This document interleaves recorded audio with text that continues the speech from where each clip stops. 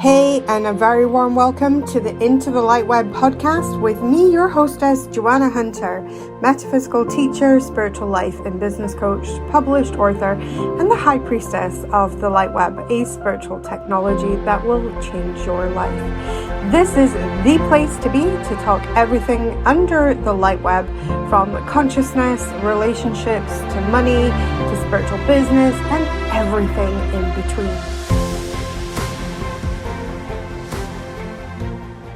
Hi, it's Joanna Hunter here for the Into the LightWeb podcast, and I am joined by the gorgeous Toni Patillo this time on my $1 Million Lab series. And I'm so excited to speak to this woman because she sounds like an absolute phenomenal entrepreneur, and I cannot wait to get into this interview. Warm welcome, Toni. Come and introduce yourself and tell people what you do in the world. Oh, wow. Thank you. Thank you so much. And it is an honor and a pleasure to be here. I, too, am very excited about this podcast. I love the concept. It's right up my alley. And I've been into metaphysics for many, many years now. I want to say at least, well, I don't want to date myself, but at least 30 years. So it's been really quite a journey. I'm an entrepreneur. I'm also a real estate broker. I've been in real estate for 20 years. Prior to real estate, I was in the entertainment business for 20 plus years. So I've had a very interesting journey, but I found that throughout these last 40 years plus, there's been a consistent theme, and it all revolves around mindset and intuition. So it's been pretty exciting, and I'm happy to be here, and I'm happy to get into the dialogue. Awesome. I love it. So for me as well, metaphysics has been a lifelong journey. Tell us a little bit about when you were younger and you were starting to maybe have your first business or build. At what age were you when you first started your first business? Wow. Well, I actually started my first little business when I was probably 12 years old, and I was babysitting. I did some babysitting to earn income. I also worked, and I worked for. My parents moved us from Los Angeles when I was 5 years old up to Yakima, Washington, which is in the northern Pacific Northwest. And of course, it was quite an experience. My mother was a real estate broker as well. Okay. But when she had an opportunity to go up to the Pacific Northwest to practice real estate, but when we got there, they discovered she was African American, and suddenly the position went away. So our life took quite a shift. We ended up being quite involved in the civil rights movement. Okay, so immediately, my first journey at the schools, I was dealing with racism. So my mom pulled me out of the schools, and I was home taught. Okay, so from a very young age, I've been, I grew up as kind of, working from home, if you would, studying with my mom. And then as soon as I got old enough to start doing things to generate my own income, I did that. And little odd jobs here and there, right? The moment I got out of school, I actually started working with my sister, who's a vocalist, and I was helping her with her career. And from there, I eventually, of course, I graduated from high school, went to college, and then out of college, I immediately jumped out and started working with my sister. And from there, that's my journey into the entertainment business. Worked with Dick Clark initially for 5 years. Worked with him, helping him to go public in the finance arena. From there, I went to work for Motown. And both of these employers at the time were entrepreneurs. And so I believe I got bit by my entrepreneurial wings really, I accredit to both Dick Clark and Barry Gordy, because they were two major entrepreneurs, and I really grew up watching them with mindset, focus, and vision, and really watching them manifest things that were pretty powerful, right? And Amazing. so from there, having worked for both of them, obviously I was an employee at the time, but right out of that journey, I, decided that I wanted to have my own business very early on. I wanted to have my own business. And so I ended up investing while I was in the entertainment business. I ended up investing in a franchise. And the franchise was born out of South Africa, and they had brought their brand over to the United States. It's called Madame et Monsieur, and it was a weight management operation. It was electrotherapy is the technology that we were using to tone the body and to break down fat. And so I had the opportunity to acquire a franchise and run that franchise. There were 8 franchises here in the United States, and I had one of those 8 here in Pasadena. Incredible. Yeah, so that was an experience, and that was right at the tail of my journey with the entertainment business. So once I launched, and it was called Madame et Monsieur. Once I launched that business, I then worked my way out of the entertainment business, and then I was off to a run. Then I got introduced to real estate, and when I got involved in real estate, it was very interesting because I bought my first home when I was in the entertainment business, but I had never ever had a vision of being a realtor. This was not something that I actually woke up one day and said, I want to be a realtor. That was not the case at all. So once I got in real estate, it was my realtor who actually, encouraged me to get in the business. She wanted me to come and actually partner with her. So I did. I got in the business. I got in real estate. And the first few years, of course, just getting involved with learning how to generate leads and bring in new business. And most of my business was by referral. It was all by referral. I think we lost you. Well, this is a wonderful world of technology. There we go. There we go. Can you hear me? I can't hear you. Let's see. Unmute. There we are. So sorry for that. We lost you for a second. I'm so sorry. Yeah, that's okay. I live in the Highlands of Scotland, so sometimes our internet is not always. Okay. Normally it's fine, but today was just like, Okay. So, well, I was just saying the wonderful world of technology. It's all good. It's all good. So where it cut off was you had just bought your first home. Yes. So if we can take it out from there, that would be sure. Well, I bought my first home in, oh boy, it was 1995, somewhere around there, mid 90s. And the woman who I bought my home with actually stayed very close to me and became friends with me. And so when I got towards the end of my entertainment career, she suggested that I get into real estate. And what I was saying is that I had no vision, no desire. I never woke up any day and said, I want to be a realtor. It was just not it wasn't in my radar at all. And she said, you really should get in the business with me. She said, you've got all the skill set for negotiating. You've got a great Rolodex. You've got wonderful people skills. And I think you would be amazing. And I said, I don't know. I'm not so sure I want to be a realtor, right?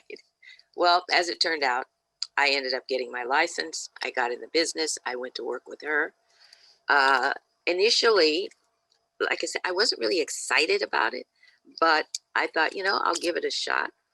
I had a certain income I was accustomed to earning with the entertainment business. So this was kind of a interesting liaison, if you would, to go to for the same type of money, and if not more, right? Mm-hmm. And it really wasn't about the money. It was more about me being excited about what I was going to be doing, And Okay. so I did get into the real estate business, and then 2005 was like an amazing year. Everything was fantastic. The market was up. We were all, I mean, anybody could sell real estate in 2005. It was one of those years, right? But in 2006, something very interesting started to shift, and the market started to uh, calm down. The values started coming down. The economy, and then suddenly in 2007 we had a crash. 2008 it got worse. That was when I had clients who really needed help. They needed support because suddenly their values were less than what they owed on the property. Yeah. Suddenly their businesses were being affected by what was happening in the economy. Everyone, including myself, needed help and needed to be guided through this crisis that we were dealing with. And I decided, there was plenty of opportunity for me to go back to entertainment or go get some sort of another job, if you would. But I decided to suit up, show up, and master the market of the moment. And that is literally when I really fell in love with what I was doing. And I was working with people through crisis. I was being of service. I was getting people through some of the most tough and vulnerable times of their life. And suddenly I found my purpose. I found that is this is who I am. I work with people to get them through things. And over the years, when I look back even into the entertainment business, and even prior to entertainment, when I was in corporate world, I was always looking to empower people, empower and support them, empower, educate them. Every time I'd come across a new book, and I was always reading metaphysical books and books about self-help and personal development. So these were the things that I fell in love with, and things that I always wanted to share. I wanted to share it because I knew that it would help people get them through things, right? So I really took a real serious, point of my life where I just embraced that part of my world. And so my business was doing fantastic. I ended up having to hire negotiators to come and work with me. And we developed a company, it's called LA City Short Sales. And for many, many years, we supported a lot of realtors and clients in getting through the crisis, getting through that economic crash that we were dealing with. So that was a real exciting time. And it was a very fulfilling time because we were really supporting a lot of families. Now, I've always worked with a coach, and coaches are I believe everybody needs a coach, okay? Because we all need Amen. to be right. We need accountability, and we need a sounding board, and we need guidance and direction, right? So my coach said to me, I'd been working with him for about 6 years at the time, and he said, Toni, what are you going to do when these short sales dry up and the market starts to recover? And where do you think you want to go with your business? Because he knew that I'd fallen in love with what I was doing and the concept of what I was doing. So I said, don't worry. I said, I will find my space. I will find my next niche, if you would. And sure enough, in my mom and dad, my dad died in 1990. So he wasn't around when I got into the real estate business. I was still in entertainment. But when I got into real estate, my mother had been living by herself up in Washington State. And I decided to bring her down. She was starting to have a couple of health challenges. I brought her down to California, back to California, and to hang out with me. I didn't tell her I was moving her to California because she wouldn't have gone for that. she loved to travel and she loved to be with her kids and her grandkids. So I said, Mom, why don't you come down here and hang out with us for a while? And sure enough, she did. She ended up having to have a open heart surgery because she had some heart issues. Well, she never went back. She never went back to Washington State because she ended up staying here. I ended up caring for her along with my siblings. We took care of my mom. And that was the beginning of my caregiving journey. And for all those years, we had the honor and the blessing to be able to take care of my mom and keep her with us throughout her to the end of her life. So she made her transition, and I'm still in real estate during this time, and I started to recognize that America was aging, and of course I'm a baby boomer, and there was tons of us that were in this scenario where we were caring for our parents, and some of us boomers who had kids. I don't have any kids personally, but a lot of people had their kids and they had their parents, kind of this sandwich generation, if you would. But there was this whole thing where people were caring for their parents. Mm-hmm. And watching people going through transition, again, this presented another opportunity for me to learn more about this lifestyle transition, because everybody, none of us are going to get out of here alive, number one. And and nobody got the book on how this transition works, right?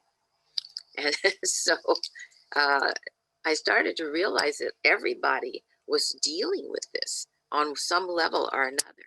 So I went and got certified. There was a course by the National Association of Realtors, had a course called the Senior Real Estate Specialist.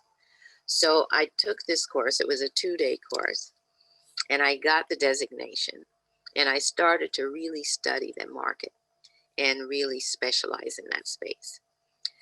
I love that space so much because I had that personal interaction with caring for my mom.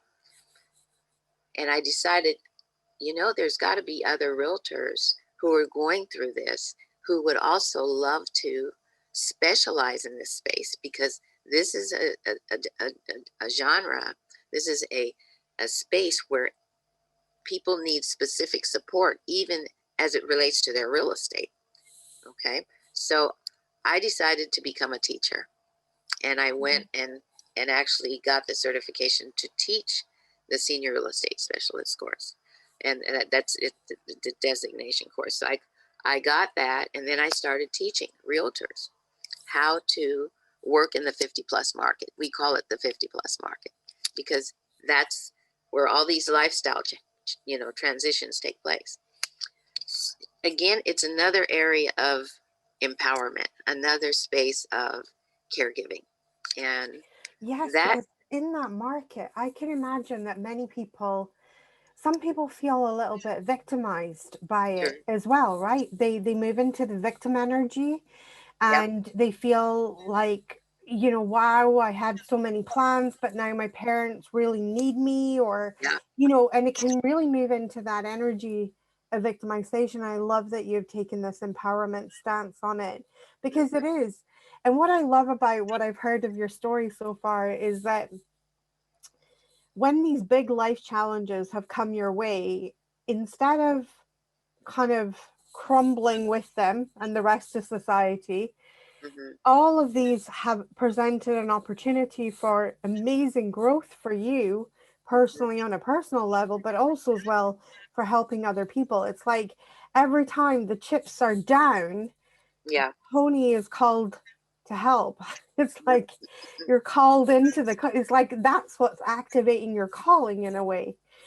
So take us a little bit further into the story, because I'm loving hearing you moving into this 50 plus market, Yeah. really embodying that, because this is what's happening in your life at the time. Yep. And really, so you're embodying what you're presenting and teaching and sharing with the world, which I think is so important, to Yeah. embody our messages and live our messages. Yeah. So where are we now? How is this all unfolded So here? what's interesting is my mom made her transition in 2011. Okay. And then a couple of years later, I get a call. Now I have 3 siblings. I'm the youngest of 4. And my oldest sister made her transition back in 1999. She had multiple sclerosis. Now, Okay. what's interesting is that my brother, who's the oldest, he's the only boy, he's the oldest, he's 17 years older than I am. And then my next sister is 11 years older than I am. So I was quite a bit younger than all of my siblings.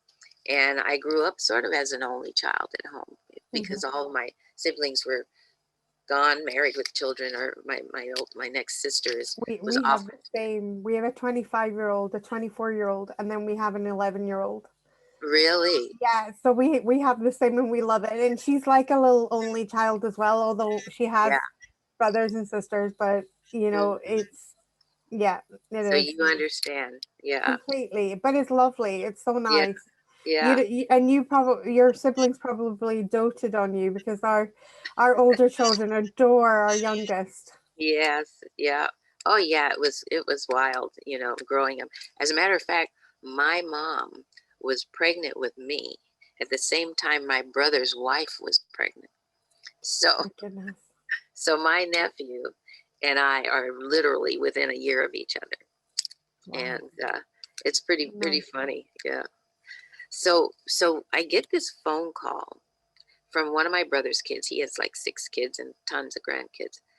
I get this call from one of his daughters, and she says, Toni, I don't know, something's not right with Dad. I think you should check on him. Now, my brother lived in Phoenix, Arizona for years. Okay. He would often come here and visit our mom and help with her care, but he resided in Phoenix, Arizona. So my sister and I decided, let's go and surprise him for Father's Day, and then we'll check on him and see what's going on. But my niece had indicated that his something was off with his conversation, and just something wasn't right. Sure enough, his cognitive abilities had been affected. He ended up, we found out he was diagnosed with colon cancer. Okay. And we ended up having to bring him here to California, brought him here to have a surgery and to get him through this crisis that he was dealing with. The doctors gave him, he had stage 4 colon cancer. They gave him 6 months to live. Well, our family is very strong minded, and we don't believe that somebody can just dictate when you're going to go, right? And we decided that, and we ended up firing one of the oncologists because they were so negative, and their whole conversation was doom and gloom. And I said, you know what? I went to the head people there at the hospital. I said, we have to change the oncologist. I said the energy and their conversation and what they're speaking is not helping us, and we're not of that mindset. So we want somebody that's got a little more optimism, right?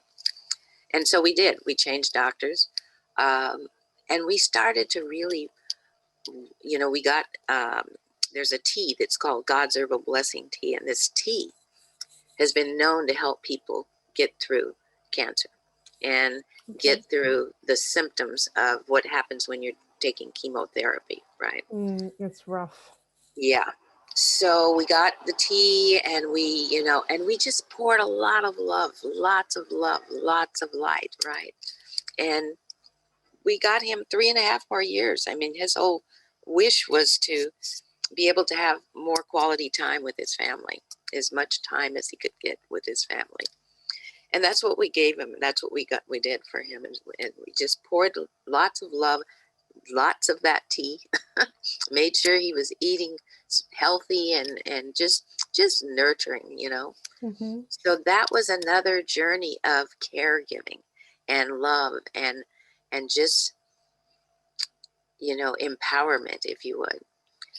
So my brother made his transition. Of course, he was also diagnosed during this time with Alzheimer's. So Okay. I was able to get involved with the community. Being that I was a senior real estate specialist, I started getting involved in all these various organizations in the city that specialize in senior care and elder care and whatnot. And so it was very, very helpful while we were caring for our brother, because we were able to get him very specific attention that's very specific to the things that he was dealing with the cancer, as well as the dementia and Alzheimer's.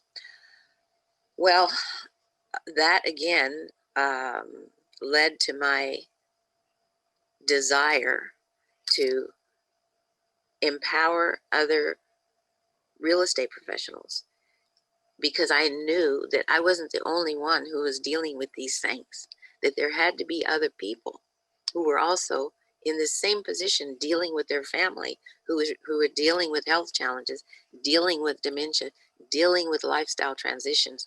And there's got to be support for that.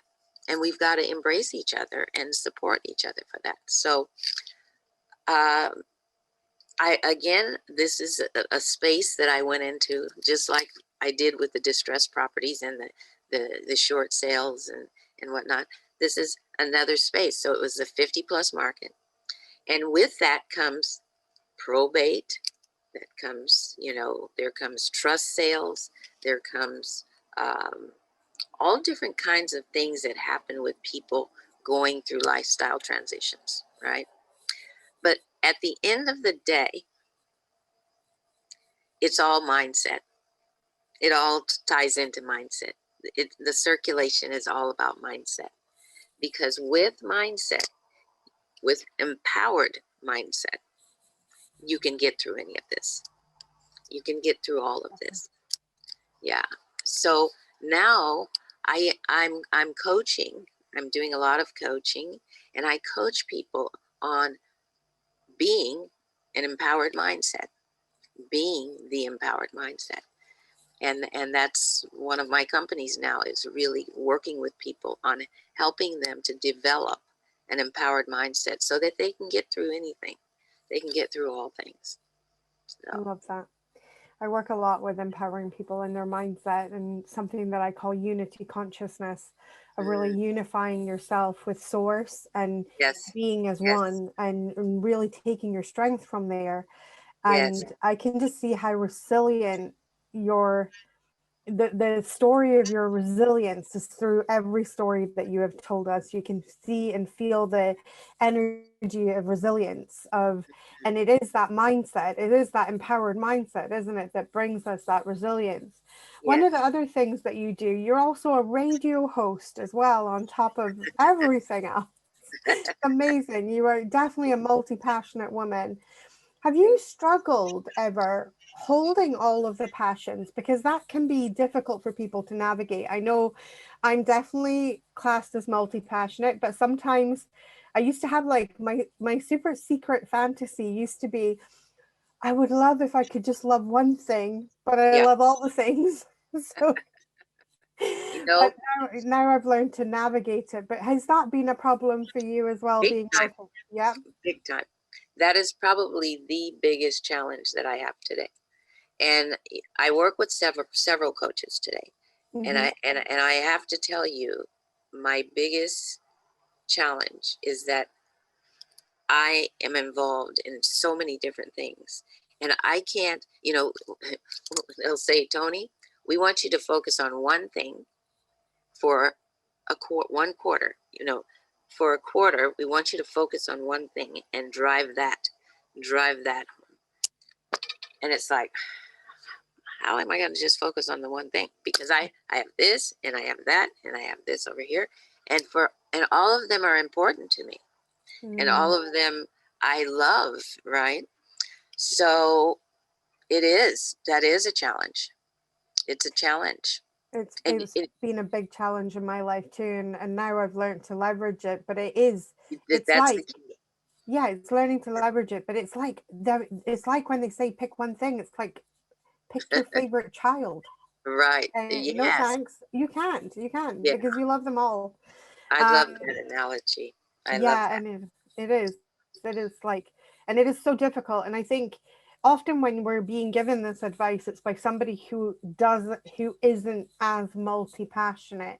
Hmm. It's definitely one of my specialties is working with people who are multi-passionate, and I love, and I think, with a multi-passionate brain, Hmm. we're actually not designed, I believe we're not designed to just Yeah. hold in one passion at one time. Like, we're actually, the genius of our minds is that we can actually hold in several, Oh my God, I'm so glad you said that. in several things at once, but Yeah. it's learning how to navigate that and leverage it so that we don't overgive in our energy and move into a burnout type energy in our own bodies, that we Yeah. can sustain it. And often what I find is within our passions, there's what I call the golden thread. Hmm. Hmm. And so for me, my golden thread has always been metaphysics. It doesn't matter what Hmm. business I did. I've had a Yep. cafe. I've been an artist. I've even had a cupcakery at one point. I'm in a coach now. That's what I work as now, and an online educator. Um, and in all of it, there's been this element of spirit, this element of always Hmm. wanting to help people. Hmm. That's been the Hmm. biggest thing. And I love that the same thread is in yours, like this drive to help other people, to elevate others. Yeah. Has been a very similar drive that I've had. Tell us about your radio show, and when did you start this radio show? How long have you had it? And Oh, wow. Well, the radio show was initiated, interestingly enough, this is an interesting story. My mother was a radio talk show junkie. She okay, listened to talk radio all the okay, time, all the time. And from the time I can remember when I was a little girl, my mother always had a radio by her bed. And she would have another little portable radio in the kitchen. Wherever and then in the car, she had her little radio that she always listened to talk show. Now, at some point, she wanted me to be a journalist. mhm. And I had no desire, had no desire. And, I got in entertainment, did my thing. I was never in front of the camera. I was always behind the scenes working with the administrative, the deal making process. Well, when my mom made her transition, um, there was an email that I got from a company who, this was right around that time where I had been, I was still coming through that short sale distressed property space that we were dealing with. And I got an email from a company called Real Estate Radio Network. And they were nationwide. And they were going to be launching in Los Angeles. And they wanted someone to be a radio host that would represent and help to bring, empower people to get through this market that we were dealing with and this economy that we were dealing with. And they wanted a voice. They wanted a voice that would help to empower people, right? And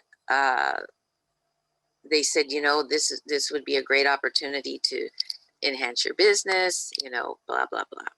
Make a long story short, I ended up becoming a radio host because they asked me to help to bring the community back into a mindset where they were feeling more confident about the direction of our economy. And because things were starting to come back at that time. This was 2011. So I took it on, and I'd never done it in my life before. But I tell you that this is after my mom made her transition, and I swear to you, it was like literally within 60 days of her passing, this opportunity was presented to me, and I said, "That is my mother," because and this was a talk show, right? And it was all about real estate, finance. It really wasn't It was political. all her jam. She Yeah, wanted to tune in from heaven. yeah. So that's how it started. I actually got trained to be a radio host. I had no experience whatsoever, but I had a great teacher, great coach. And one of my colleagues who was working with me in the real estate business, he was one of my employees actually, is another agent, but he was one of my short sale negotiators. But he was great on the radio, and he's always wanted to be an actor, right? So Okay. he ended up being my co-host on the radio show. So Fantastic. that was fun. And then I did that show for several years, and then I went on hiatus. I put the show on hiatus when my brother got ill. So, and I've been doing a lot of podcasts. I've been doing a lot of other appearances on other shows, and people always say, we want you back on live, So I'm, I feel like I haven't left, It's been amazing. It's been really Beautiful. amazing. It's been amazing. I Yeah. love how you have had a lot of challenges in life, and as they've been thrown to you, you've been able to pivot. And I think if 2020 had Mm, a word for 2020, the words that we can actually say on air, yeah. and the words Yeah. that we can't, but the Yeah. word would be pivot for me. That Yeah. would be the word of 2020. And I think so many people were thrown such a curveball with COVID, Yeah. and and it sounds to me like you have pivoted with such grace each time and risen to the challenge of what is happening, but not only risen for the challenge for yourself, but being able to include others as you've risen in that challenge to elevate the energy of other people in Thank doing so. What's your best tips for dealing with any big kind of major life challenge? Do you have some go-to things that you go for, like that this is how I shift my mindset, or this is how I do you. Sure. this? My biggest tip, if you would be to stay close to source. It's really important. I mean, every day we must stay close to source, and we must start our days connected to source. And when we don't, when we do not do this, you will find yourself really, really just distressed, because you if you are not connected, I mean, we have to work on ourselves, Mm, and we've got to start off with gratitude. mm. We've got to really acknowledge what we're grateful for on a daily basis, like every day. So I have an exercise called 10-10. And so I'll share this because I think it's a game changer. And when you practice it on a daily basis, forever, I mean, I say forever because in my feeling is it, why not? Why not? But 10-10 is the exercise.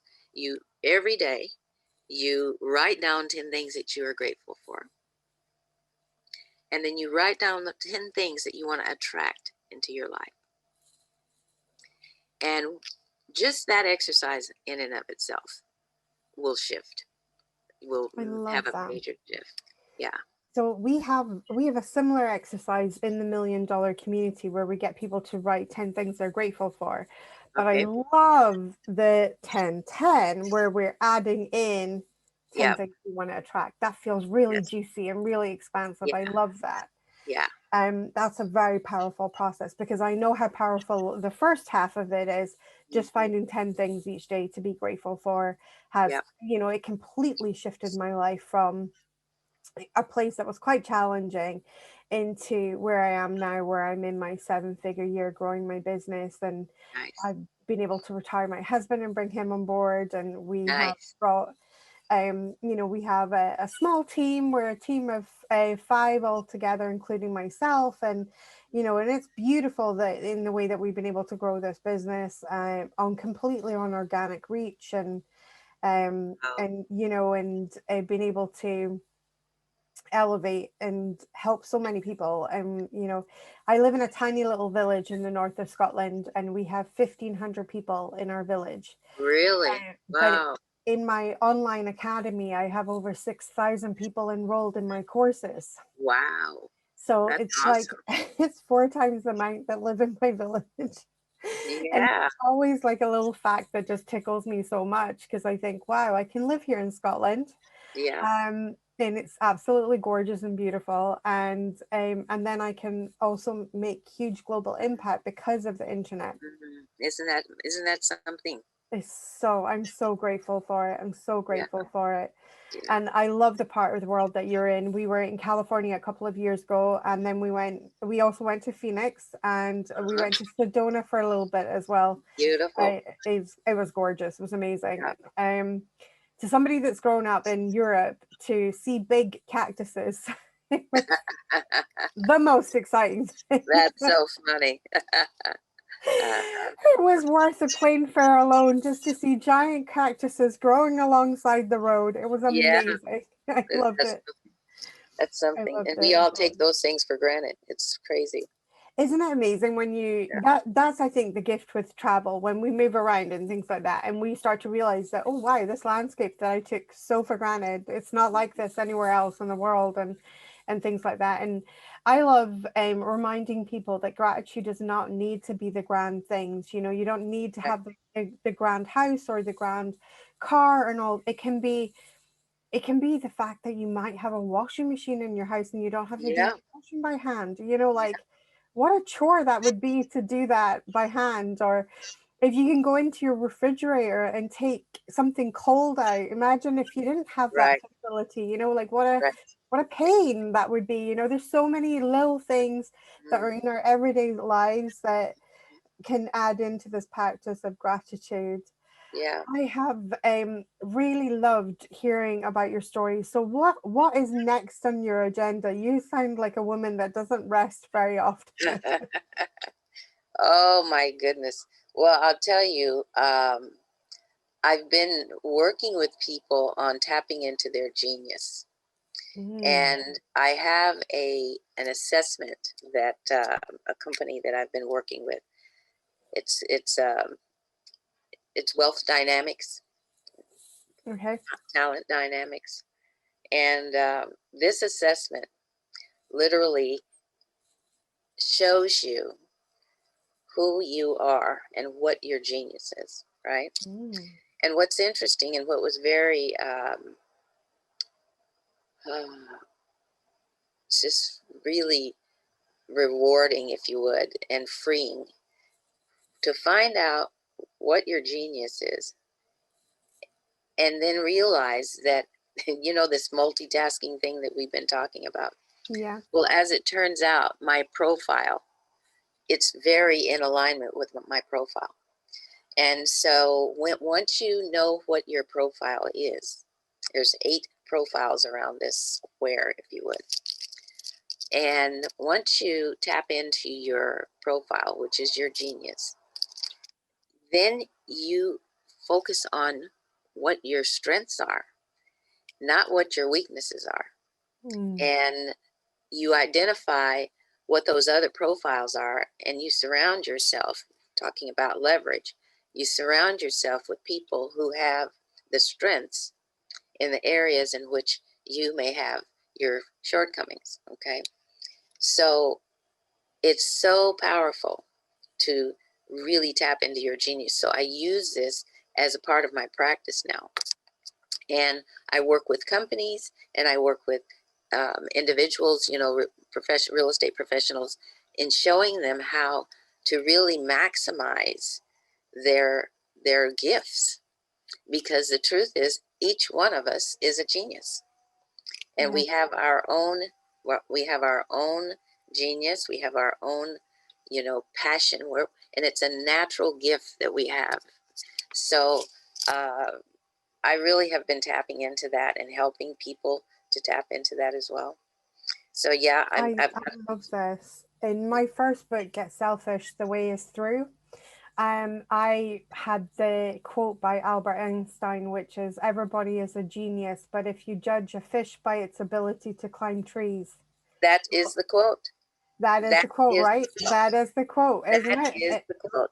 And the thing is, we are all capable of genius, but if we think that we are a fish and we're trying to climb trees, That's right. and we don't know that we're a fish, that's right. Then and then there's giant oceans out there where we are designed to excel. It's finding the conditions in which you're designed to excel. I love it. I love it. And it reminds me so much of that quote. And it's one of my favorite, because I was just speaking to another guy that was on the podcast, Alex Hargrove, and he was talking really about how, he wasn't very academic, even though he then ended up going to law school, and he went from a 2-point GPA and then went to law school and was like, just by making a shift in applying learning in a way that would be good for him.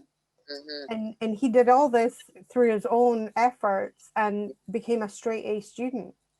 Wow. And really, just because he realized he didn't do well with textbooks, but what he did do really, really well with was YouTube. So he YouTubed his way through law school, which I thought was like so incredible. So he would watch lectures and things on YouTube, and then he would be able to bring to the class like absolute gold that assured that so powerful. And I think, especially when it comes to children, and we're in our early developmental years, where this is where we can create this impact of a child believing they're stupid when actually, in fact, they are so powerful in a way. And I just, for me, it was I just chatted to him just before your podcast, and I think, this is so true, because I felt the same, I felt frustrated in school. School wasn't really designed for my brain, whereas my brain was very much designed for problem solving and for entrepreneurship, really, 100%. Natural born entrepreneur. I mean, even my mother says, as a child, I didn't play with dolls. I made stuff for them instead. I made mini malls out of shoe boxes, and then I made them all work in the different shops. And they would all my little Barbies would all own their own stores. And that's how I played with dolls. Like, I didn't even play with dolls like in the normal way. So even even at 4 years, 5 years, I was like already making shops, which I ended up having. I had 3 shops at one stage. So wow. It's beautiful, and I love speaking to other multi-passionate entrepreneurs. If growing a 7-figure business, if you are listening to this and you're in my $1 million experiment and you're trying to grow a 7-figure business, or you're trying to create 7 figures, what's your biggest tips in around attraction of financial wealth, and really looking at that? Do you believe that it's really important to pick something that is service based, or how have you built your own wealth in your own life and business? It's all about service for me. It's all about being of service. And I know this might sound a little crazy, but I will say it's really not about the money. The money is energy. It's energy that flows, and it's a means of being able to. Money is very important. Don't get me wrong, because we can't have an impact on people without it. We can't be of service without it. We've got it. It's got to flow. It's part of the energy flow, and the more you can be of service, the more that you can stay close to your passion, stay close to source, you will be provided for. You will always be provided for. I love This is that. something that I have learned over the years, is that you don't have to chase it. You don't have to worry about it. Worry is going to block it. You know, Yeah, worry will block it. Greed will block it. It's all karmic, So we just have to know that, and listen, yes, building a 6, 7 figure uh, income is a powerful thing. You can have an impact on the world with the more money that you're making, absolutely. the more changes you can make, the more you can help somebody, and in big ways, right? So uh, that's a very powerful vision and dream and desire. As long as you keep things in perspective and understand that at the end of the day, it's about being of service. It's about, and that's I just love me. that. That's just me. I'm not saying that this I is how totally someone else agree. should I be. totally agree. It is Yeah. about being of service. And there's a couple of sayings that I have that I channel a collective consciousness, and when I work with them, they're called Skylar, and they've told me a couple of things that I really love, that when you serve, you get served. And Mm-hmm. it does not serve you to be in lack or to be Mm-hmm. in want or need. So Mm-hmm. when you focus on Yeah. the service and you're there for other people, then you really, and if you're there with your whole heart, you can't be Yeah. there in resentment, or you can't be there in like wishing you were somewhere else. Like you have to be fully in the energy of Mm-hmm. being in the source alignment Yeah. of, Yeah. I truly wish to serve in this moment. Yeah. And if you are in that energy, then those that serve are always served, which I I love love. that. I Isn't it love beautiful? that. It's beautiful. And then the other saying that Skylar has said many times to me is, source does not know broke. Mm-hmm. That is the truth. That Right. is the And truth. so when Yeah. you really connect with source on such a Yeah. deep level, Yes. Yes. Yes. it's impossible for you. Yes. There's a coding in your energy that Mm-hmm. cannot code for not having enough, Mm-hmm. because source is coded to being the source of all things. Yes. Yes. And when we See, connect I there, feel like I'm at church right now. I love it. I love it. I love it. I mean, I have my own church, right? You know how we do, right? But Absolutely. I literally, I love, love, love uh, what you're sharing here. I love what you're doing. I would love to be a part of your community. It We would will be make that an happen. honor. It would Absolutely. be an honor. Yeah, We you're will make that happen fantastic, for you. So fantastic. I love the teachings of Skylar. They're beautiful. They're all like this. They're short and so profound, and Sure. yeah, it speaks to my soul and the soul of my clients when they hear Mhm. the wisdom. And it's so true. It's absolutely everything that you've said. Stay close to source. Yeah, It's who you are. It is yeah, our truth. yeah. And when we step out of that, we feel often adrift in life when we are not close to source. That's Mm-hmm. where our suffering comes from, our separation from source. That's right. That's right. That's exactly right.